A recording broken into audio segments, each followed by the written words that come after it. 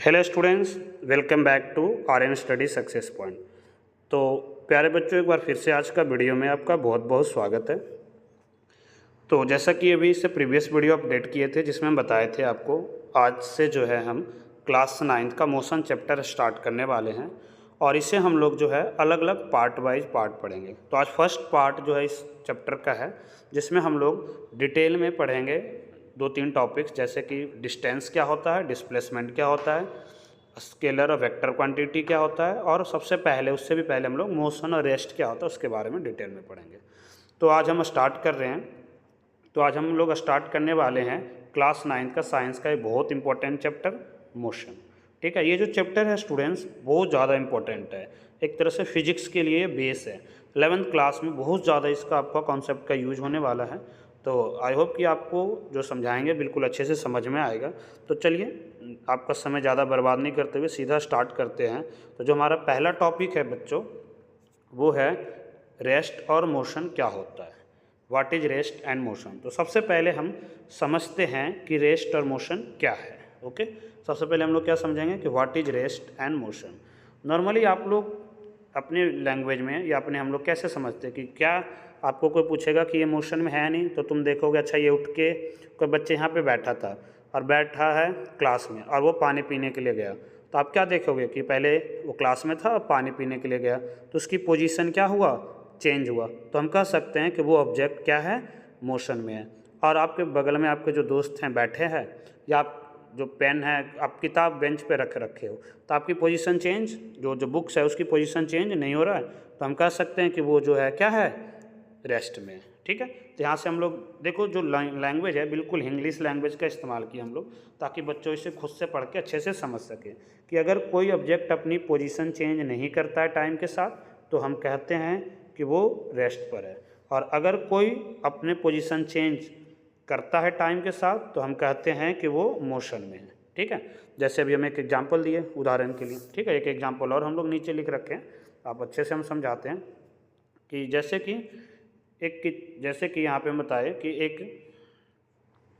एक किताब है जो टेबल पे रखी है, तो क्या है, रेस्ट में है। क्यों? क्योंकि किताब की पोजीशन चेंज नहीं हुआ है। एक कार जो रोड पर चल रही है वो मोशन में है। क्यों? क्योंकि उसकी पोजीशन चेंज हो रहा है। ठीक है, सबसे इम्पोर्टेंट पॉइंट्स ये रखना है कि इम्पोर्टेंट पॉइंट्स ये है स्टूडेंट्स कि रेस्ट और मोशन दोनों रिलेटिव होते हैं, दोनों एक दूसरे से रिलेटिव हैं।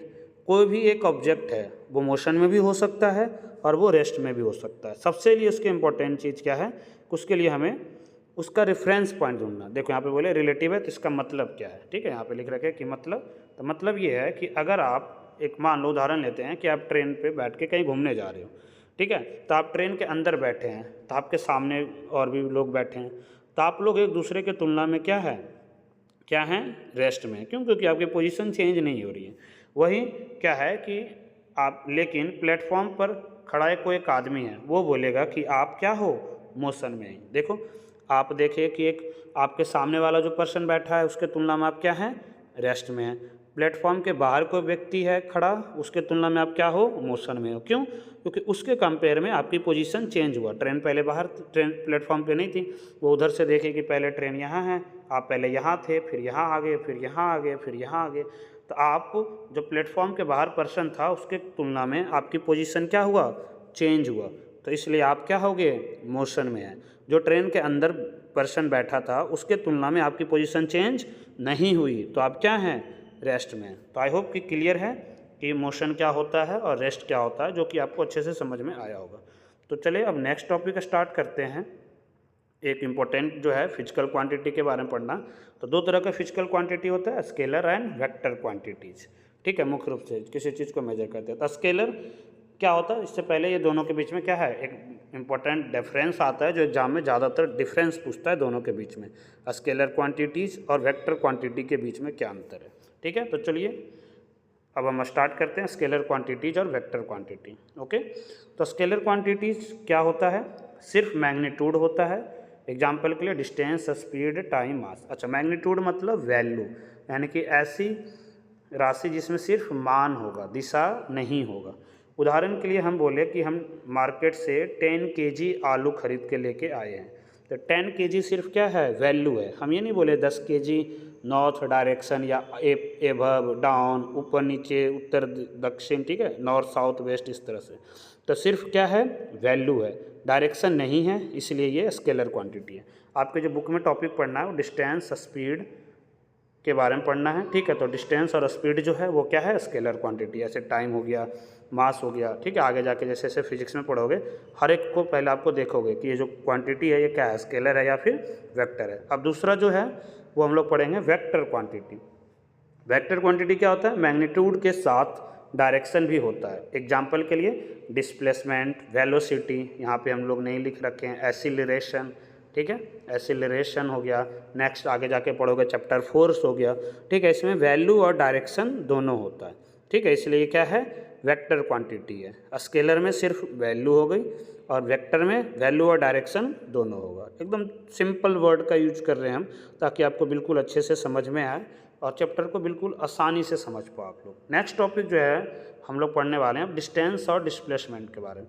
तो सबसे पहले हम लोग देखेंगे जो हमारा थर्ड टॉपिक है आज का लेक्चर का, वो डिस्टेंस क्या है। तो डिस्टेंस की अब हम लोग बात करते हैं, अब बात करते हैं डिस्टेंस की। तो डिस्टेंस का मतलब होता है टोटल पाथ जो ऑब्जेक्ट कवर करता है।